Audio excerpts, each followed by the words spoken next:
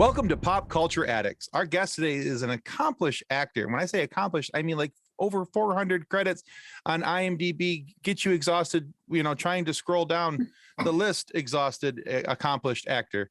So you've seen our guest today in movies like Joe Dirt, Office Space. You've probably seen him on several variations of Star Trek, including Voyager and Next Generation. You may have even heard him doing some voice work on The Legend of Korra. Without a doubt, I am pleased and honored to welcome Richard Riehle to Pop Culture Addicts. Welcome to the show, Richard. Thank you. It's great to be here. Tim's excited. I'm giddy. Let's do this. Right? I'm trying to contain the giggling. That's right. You've been in some really cool stuff. As I scroll down, one of the biggest things, and Kathleen and I talk about this often with guests, one of the coolest things for us is to go through when we book somebody and there's the excitement of, oh man, we're going to talk to this person, because I reached out to you because I had a memory of you for one thing in particular. And, it's always fun for us after we get over the excitement of, holy cow, he's going to do the show. Oh my God. And we start going through the list of everything you've been on. We start going, oh, I didn't know they were in that. Oh, I didn't know he was in that too. Holy cow. Did you know he was in this? And then we're shooting messages back and forth to each other in excitement of all the things that you've done. So my first recollection of you and why originally I had reached out is because I'm a big fan of the movie Office Space. Oh, yes. And I love your character, Tom Symkowski. I'm a people person. That whole thing kills me. I just absolutely love that. Having worked in an office in a cubicle, that spoke to me on more levels than I would like to admit. Well, Mike too, that he wrote what he knew. That was his job after college. Yeah, it's very obvious that somebody who worked in an office setting, was hitting the keys on that story. I recognized you first from that, and it made me wonder, as I was going through your list and I was seeing all these other things that you have been a part of in the recording and arts industry for these so long. Is that the piece of your work that people recognize you the most for? Or is there something else when you're walking on the street or you're at a restaurant or something and people go, oh my God, it's the guy from The Thing, and they point at you? Well, when I was right after Grounded for Life, the series that I did, I was in New York doing a play, and I would notice that people were, yammering around me. Most of them didn't, stop me, but they, and so I would listen carefully. And I did a sort of a non-scientific survey for about a week, and about 50 to 60% were Office Space. About another 20% were Grounded for Life. And then it became very strange. It would be about 10% would be whatever was on cheap cable that week. And then another 10% were people saying, oh, that's the guy that runs the bodega that we go to all the time. Or that was my sixth grade teacher or something like that. But yeah, Office Space seems to be the one that most people gravitate to. And what's interesting is people are still, even looking like I do now, people were still recognizing me from Office Space. Oh, I believe it. I believe it. That movie has hit cult classic level where it's recognized by so many and it's appreciated by so many, not only because it's of the writing, but the acting of everybody that was in the movie. And then I think some people get a kick out of it just because they realize who wrote it and directed it. And they're like, oh yeah, the Beavis and Butthead guy.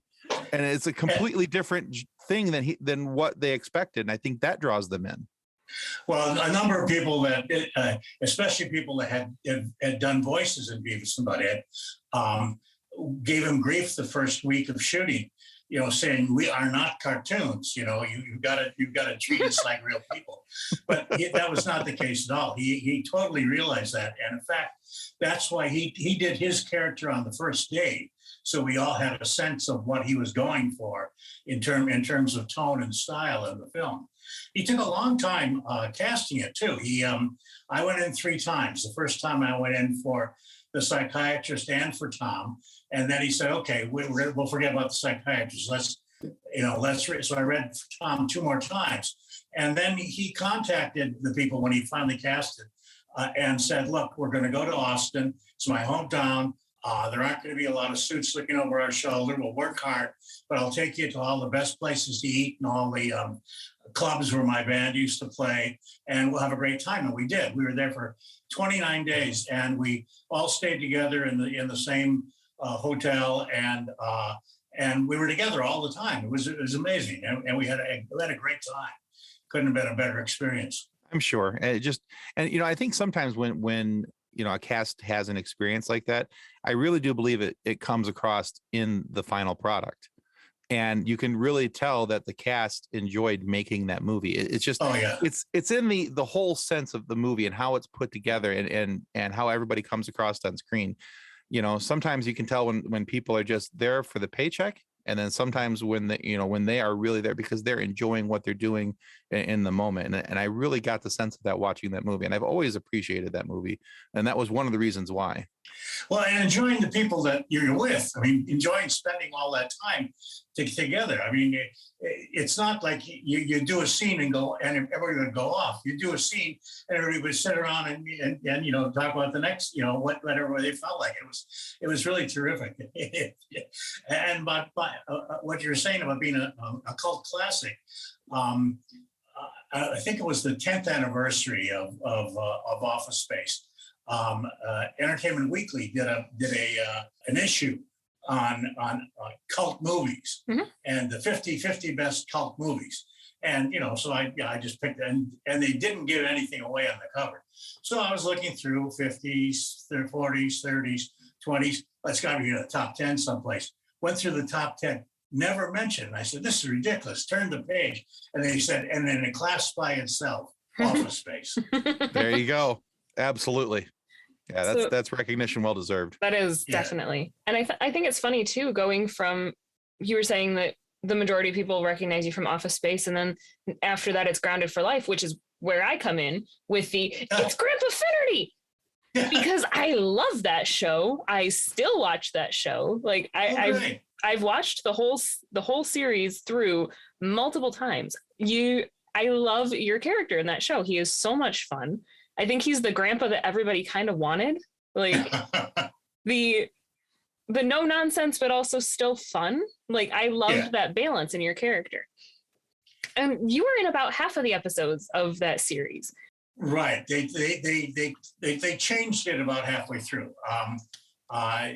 When we first started it, it was shot 3 days of single camera on whatever locations they wanted, and then when they first approached Donal and Kevin, they said, "Look, we're going to be doing little independent films, half-hour films every week," and that was the idea. And then they, and then before they shot the first episode, they were told they needed to do at least a certain amount of it in front of a live audience.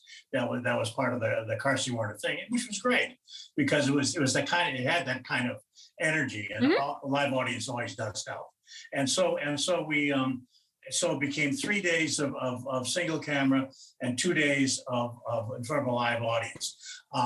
The problem is that it was like doing 2 episodes every week instead of 1, and people were just getting exhausted. Right. So the second year they said, okay, we're only going to do 2 days of single camera, and then we're going to do a 3-day run on a live audience show, and that worked. That worked a little bit better.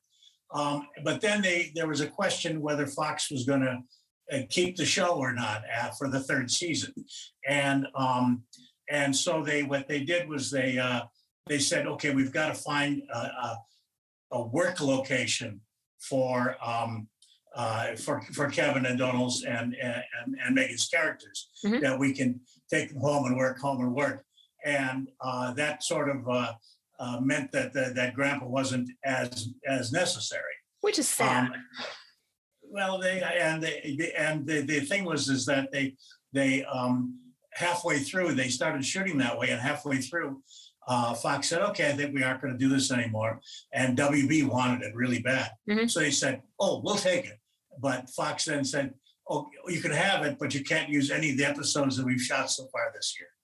So suddenly we were shooting madly trying to get enough to do to show on the WB, and then the final season it was all pedestal cameras, and and it became just this. It became a regular sitcom again, and I think that's where it began losing some of its audience. Which is sad because it was a lot of fun. It was a fun show. It was great fun, and hilarious. But the thing was is that the writing when they said we're doing little independent films every week was really incredible, and then they said when they did the first hybrid, it was still really, really good. But then when they said, okay, we're doing this, we're going to have them by a bar, and somebody said, well, the kids can't be in the bar, and there were a lot of questions about it, and some of the writers then moved on to other things, and it just slowly, I don't know, it was still, the energy and the excitement was always there. I always look forward to the episodes that I got a chance to do. I mean, I was very excited when they said, yeah, we're going to keep you on as a recurring character, because I really wanted to see those guys every week, or as much as I could. But yeah, I don't know. It just, and what was really strange was that everybody went on and did other things. And they could easily have stayed together and been, a slightly different story of I actually, one of the things that I liked the most about it was that it was such a realistic family. It wasn't your typical traditional sitcom family. It was your troubled teenage daughter and your butt heads of younger brothers. But then you had the weird uncle and the grandpa, and you had that real family dynamic, which I enjoyed watching, because it made more sense to me than the traditional two kids, mom works from home or mom's at home, that traditional family, that cookie cutter family. This family made more sense. Yeah. But you said that you liked being brought on as a recurring character because you enjoyed seeing the other cast. So with that longer recurring role, do you get that sense of family, especially when you're cast as a family?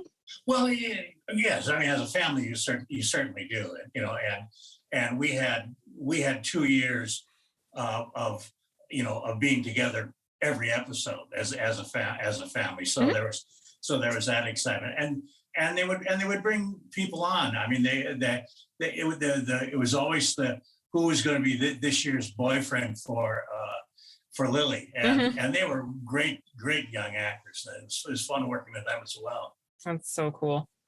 I need to go watch that show again. Yeah, it's been a little bit since I've seen that show, but I do remember that's where I was introduced to Donald, and I always thought he was a really good actor. From that point, moving on, and then when he came to Gotham, I was very excited because I remembered him from that show and went, "Oh man!" Wow! Again, that's probably the reaction you get when people see you from Office Space. It's that one guy from that one show, and I got to go look up the name of that show, but I really liked him, and it was the one with the family and the kids. And well, that's my problem too. Unfortunately, sometimes I have to look up the name of the shows because they keep changing them on me. I get that. Excellent. Well, Richard, one of the things that we love doing when we talk to our guests is we love stories, and we love backgrounds and learning about the backgrounds of the people that we're interviewing.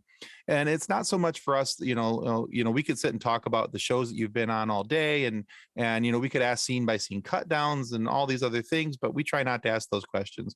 But what we like to find out about is kind of, the background of the story of our guest, where they come from, what they've done, and what kind of got them into where they're at and why they do it. So in your case, what were the influences of you or on you as a young man that made you want to become an actor and reach out for the arts? None. It's a very roundabout story. Interesting. Okay. I was a jock all through high school. I wanted to go to Notre Dame to play football, which obviously I wouldn't make. Although I did do the knock your head against the wall 95 freshmen trying out for the freshman team, and and that was just interesting. But and then I I switched. Went in as an engineering major and immediately flunked organic chemistry and got a D in calculus. I had no idea what I was doing, but it seemed like everybody was in engineering then. And so then, but I was taking a 5-credit German course, and as part of the engineering program, and was acing it. And the head of the department was teaching the course. He said, "Are you in our sophomore year abroad program? We've got a program in Innsbruck, Austria." I said, "No, but I could be." He said, "Well, you're a German major, aren't you?" And I said, "I sure, why not?" And so I became a German major and spent a year and a half in Salzburg, Innsbruck, worked on a small farm in Breitenfeld during the summer, and then traveled all around Europe. You would never have had that experience otherwise. I mean, I came from a small town in Wisconsin, Sure. where the biggest thing was getting together to work the harvest, with whoever had the closest farm, and Sure. and so I came back from that and realized that being a German major was not going to do me any good, so I became an English major, which was all right. I mean, it was just a lot of reading, and I like to read, but I wasn't kind of getting excited about it in any way. And here I was, a junior in college. I figured something should be grabbing me, and there was a great books class that we all had to take, and for some bizarre reason, one of the books was the film Marat Sade. They had everybody go see the film Marat Sade, and so we came into the seminar, and the guy who was running the seminar was late, and so everybody's kind of bullshitting around waiting for him to show up, and so I got up on his desk and said, "Well, why don't we have a revolution?" And so we did, and he came in and he sort of made us keep going. But that was the first kind of real experience I had doing theater of any kind. Okay. And one of the guys I had gone to Innsbruck with was in the theater department, and he said, "Well, you ought to come out for a tryout for the play." So I did, and it was a musical, and I guess I sang good enough to get in the chorus. So and I thought this was fun. And Notre Dame at that time was all male school, and they were bringing in girls from St. Mary's College and et cetera to play doing the plays, and so that was exciting in and of itself. And so I did that, and then I graduated and with a degree in speech and drama, which I knew would do me no good whatsoever. So I went back to Wisconsin, and I graduated in January because I couldn't afford another full year of school. And I started unloading railroad ties, which had been my summer job. But unloading railroad ties in Wisconsin in the winter is a whole different story. That sounds awful.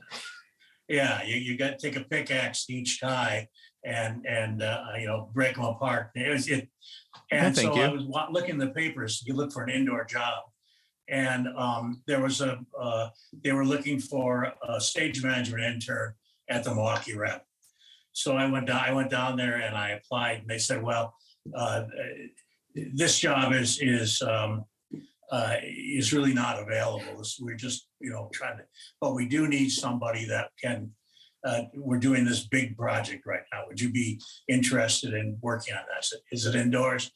They said yes. I said fine, and I was able to pick up, because I was working backstage. I got to know the Yahtzee guys, and I was able to pick up some odd jobs, loading and unloading trucks coming in from the big house where they brought in touring shows. And I remember we had built this machine, this contraption, Rube Goldberg contraption, for this play, The Prince of Tasmania, that they had hired me on for. And then they had cut the scene. And it was a huge contraption. They wanted to get rid of it. So they said, "See if you can get it on one of these trucks." And so it took 3 tries, but I eventually got it on one of the trucks from Fiddler, and the next stop was Corpus Christi, Texas. I don't know how far it went beyond that, but they unloaded this machine at Corpus Christi, Texas. Oh my God. And the guys that ran the theater department at Notre Dame felt bad that I just sort of left in the middle of the year without any, and so one of them had just graduated from University of Minnesota, and he got me in there on a work study fellowship, working in the scene shop. So I was doing that and having a great time, and they needed somebody for this play that one of the graduate students had written, and it was called Bang Bang You're Dead, and it was sort of a version of One Flew Over the Cuckoo's Nest. It was about a alcoholic DI from the Korean War who was in this hospital, VA hospital in Great Lakes, and was was trying to make his life more comfortable there, and by doing so was making things rougher for everybody else. And the head nurse who was trying to keep him in line. And so the difference was that at the end he gets killed, the head nurse, as opposed to getting a lobotomy. So I did that play, and somebody said, "Are you in the acting department?" And I said, "No, I work in the scene shop." They said, "Well, why don't you should try out for the plays here?" And suddenly I was doing all these plays at the University of Minnesota, and it was great. And then they put me up for McKnight Fellowship at the Guthrie, and I did some work at the Guthrie. And then the guy who was my faculty advisor worked half the year at the Meadowbrook Theater in Michigan, and said, "Why don't you come here, and I'm sure we can put a season together for you there." And I was doing this stuff that was totally unexpected, and I thought, well, this is crazy, but I'll keep doing it until somebody tells me, okay, move on, you don't belong here. And so far I haven't got that notice. So still waiting, huh? Yeah. All right, so I got into this business. That's awesome, though. That's interesting. That's really cool. I love roundabout answers. That's really cool. So I have to ask you one part about this, because I'm going to beat Kathleen to it, because she's the musical person here. I am not. I don't like musicals, but she, however, adores them. So what musical were you a part of, and what song did you sing that's kickstarted this whole thing? Well, I don't remember what song I sang. And the musical was, and I'm going to forget the title. It's How to Succeed in Business Without Really Trying. Ooh, that's a good one. It is a good one. I ended up playing one of the executives. Mm-hmm. So I got to sing "I Believe in You," and there's a lot of good numbers. The Fellowship of Man, and Fellowship of Man is a great song. It's a great number. Yeah. I will take your word for it. Yeah. Just listen to that one, Tim. It'll be okay. It's not going to kill you to listen to songs from musicals. Well, you don't know that. You can't prove it. So. He is so anti-musical. It's not even funny. It's ridiculous. A little bit. I've gotten him to watch one musical. And it was scary every time they made me. Every time I auditioned for them. I've only probably done 6 or 7 musicals, mainly because it's the singing part that it's the singing part of the audition that always screws me up. Oh yeah. It's nerve-wracking when you're suddenly put on the spot and you're supposed to sing, and it's I know how to do this, but now you're watching me, and now I'm suddenly incredibly uncomfortable. I was doing Guys and Dolls as part of the Encore series at City Center in New York. Mm-hmm. And the woman who was directing it was going to direct Kiss Me Kate, and also in New York, and she said, "Well, you should come and audition for one of the gangsters in Kiss Me Kate." Yeah. And I said, "Okay." And they said, "Do you have any music?" And I said, "No, well, just sing, something from Guys and Dolls." And I said, "Okay." And it was terrible. And she was, she was sitting right there, and smiling and nodding, and I was going, "This is terrible. I don't want to do this. Let me go home." Oh, I agree. Musical auditions are the worst. I grew up in a musical family. My grandma was an opera singer. My parents met doing community theater. I was in choir. I was in a stage production in high school.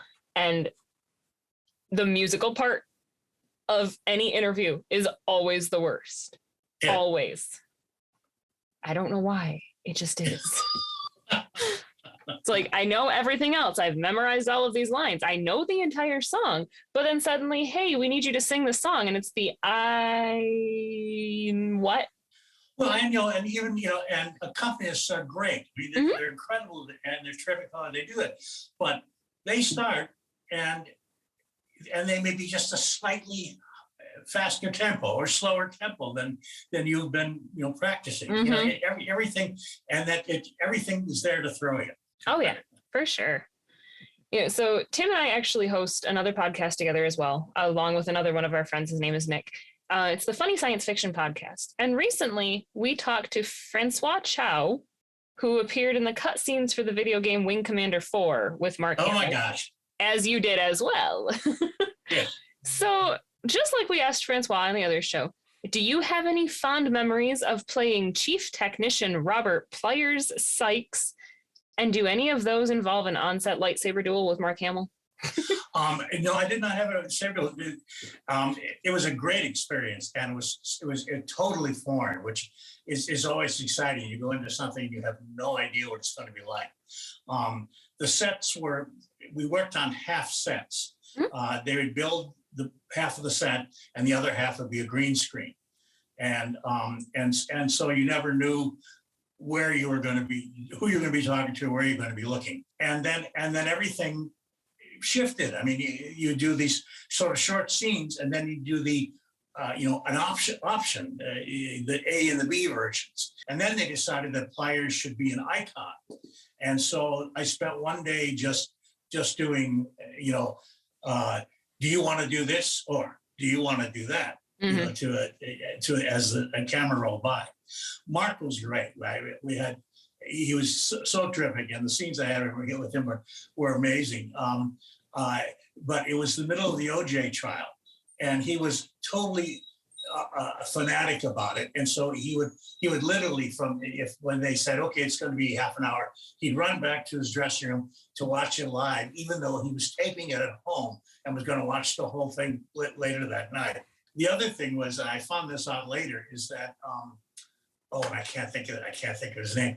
The guy that plays his sidekick, the other wing commander, the other fighter pilot.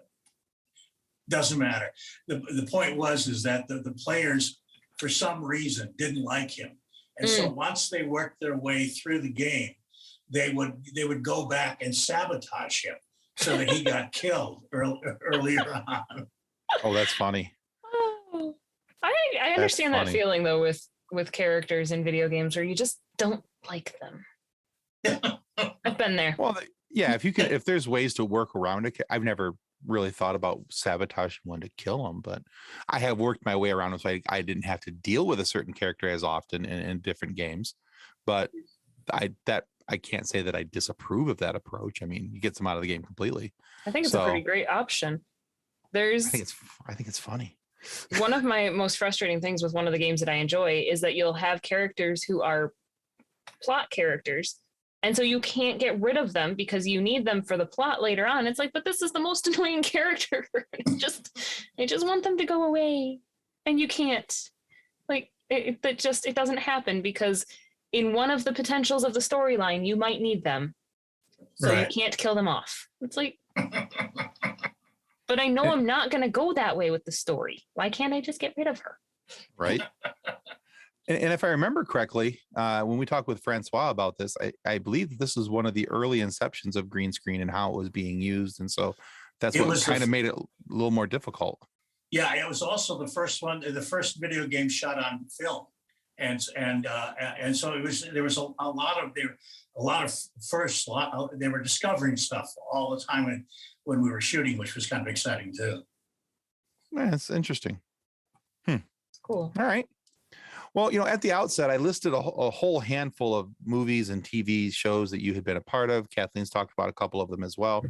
And one of the cool things about going through your resume, shall we say, on IMDb is that you seem to not have a type, so to speak. And that's, I think, one of the great things is that you have roles all over the place, Yeah, I've always tried not to. I mean, I spent 15, 16 years doing regional theater and another 7 or 8 in New York. And before I got into film and TV really full time, and or more or less full time, and always that was the thing. Between each, I would try and look and act different in every one, and then some times I would be doing rep, and so I'd be doing 3 or 4 different characters in a season, and we constantly shifting one to the other. So that's always been part of the excitement, is to try on all these different characters. Well, I'd say you nailed it.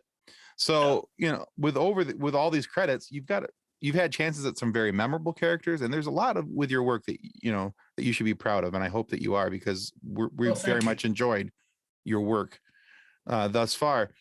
But I'm wondering, with everything that you've done, all the characters that you've played, do you have, the white whale out there, so to speak? This is the dream role that I would like to have.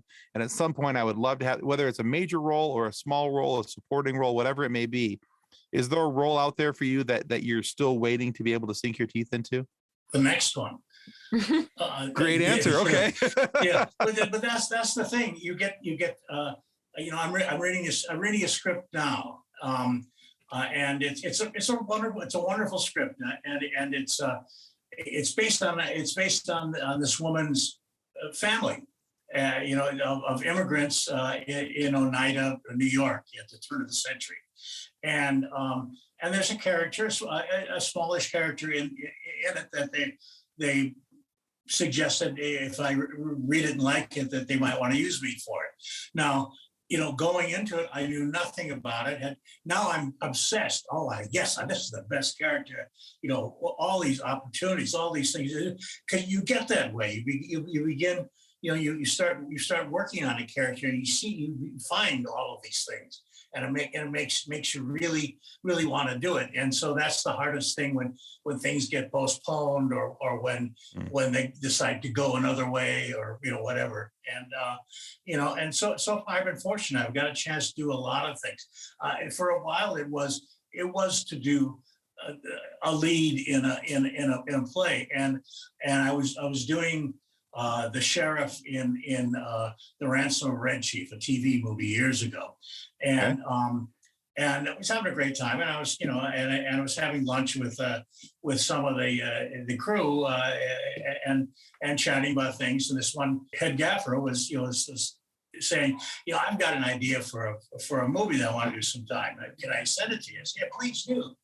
And so 3 or 4 years later, I get this call from North Carolina, and he's doing this.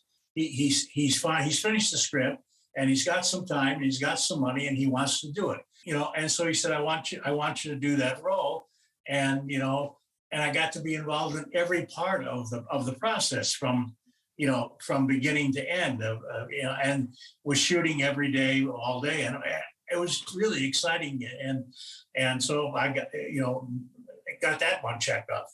Yeah. There you go. Cool. So sort of on the same brainwave as Tim, asking, you have a fair amount of experience in the entertainment industry, big screen, small screen, vocal booths, computer screens even. So for the new or aspiring actor who might be inspired by you, what advice would you give them? And what do you know now that you wish you had known when you were starting out? I think the main thing is don't give up. If you have to do it, do it, and do whatever it takes to make it happen. The other thing is the old improv thing. Say yes to everything. Mm-hmm. And I find myself doing that. There's been maybe a handful of roles or opportunities that I've had that I've said no to for whatever reason, timing or the project seem I can't find what the purpose of the project is or something, but otherwise it's always yes, there's something I know I'm going to find something that excites me about this, and I'm going to pursue it. And on weekends, while I was doing this mini series for Apple. I did two proof of concept. Okay. You do, and the other one was a spec pilot, and we did them for nothing. I mean, and we had to cram them into 2 days of shooting, and but it was worth it because there was the characters were interesting, the ideas were interesting, the people that I got to work with, and it's more than willing to give up whatever my 2 days of rest to do something like that before and that's the thing. I think you have to just keep finding projects that they'll do it. And if you're a writer, that's the other thing. More and more people are discovering that's how they can get into this business. Is write something for themselves. Excellent. Oh. All right. So, go ahead. No, that's definitely good advice. Like, especially the say yes to things. Like, people are going to stop asking you if you keep saying no. If you want to keep moving, you have to keep saying yes. Yeah. Absolutely. I agree. I love it. All right. Excellent. All right. So, Richard, we have one final question for you, and we like to call it our silly question. So here we go. You can answer this as serious or as silly as you'd like. It's up to you. Okay. So if someone were to come and give you $75,000 to launch a business, what kind of business would you start other than a business for jump to conclusion mats? There was I did this horror movie. I can't remember what it was called now, but they started shooting it right after Office Space came out, and the crew made a jump to conclusion mat about the movie and gave it to me. I that's don't know awesome. if you know it, but the actual jump to conclusion mat has been lost. No one has any idea Really? where it is. Oh, No kidding. Yeah, Oh. including Mike. I figured that was in Mike Judge's home somewhere. That's what Yeah, but evidently it's not. Evidently it disappeared somewhere. Interesting. So yeah, so it's one step beyond a non-fungible token, I guess. oh goodness. That's funny. It's probably a Lumberg. So, all right. Oh, Richard, thank you so much for being on the show with us today. We have my really, pleasure. really enjoyed talking to you. Where can our viewers and our listeners go to find out more about your work and what you've got coming? Oh gosh, good luck. I'm not on any social media. I don't blame you. So I guess IMDb is probably a good start. Right now, there's a movie called Moon Manor, which tiny little project that these two women had put together, and along with the guy that plays the lead, Jimmy, and it's about a guy who's slipping into dementia, and before he loses all ability to know what's going on around him, he wants to have a funeral, not a funeral, but a funeral, and with everybody that he knows, and to get together and have a party. And he's got a death doula that at the end of the party is going to take him to the next level, the next step. And so really, it's a lovely piece. Awesome. I will definitely be looking out for that one. Yeah. Sounds good. All right, guys, we also want to remind you that subscribing is the single most important thing that you can do to help our show continue to grow. So there's that little subscribe button down there. You'll see the little animation pop up for it. So please do that. It helps us be able to get more amazing guests like Richard Riehle here today to have these great conversations and hear the stories about what they've done in their career over the years and help us out in our pop culture world. And so remember, kids, pop culture, it's all around you. It influences every single aspect of our lives. So be sure to come back next week because we'll have your fix waiting right here for you on Pop Culture Addicts. Thanks again, Richard. Thank you very much. Thanks for listening, everybody. Goodbye. Copyright 2024 FSF Podcast. Reference to any specific product or entity mentioned on this podcast does not constitute an endorsement or recommendation by FSF Podcast. The views expressed by guests are their own, and their appearance on the program does not imply an endorsement of them or any entity they represent. If you have any questions about this disclaimer, please contact us via email at info@fsfpodcast.com.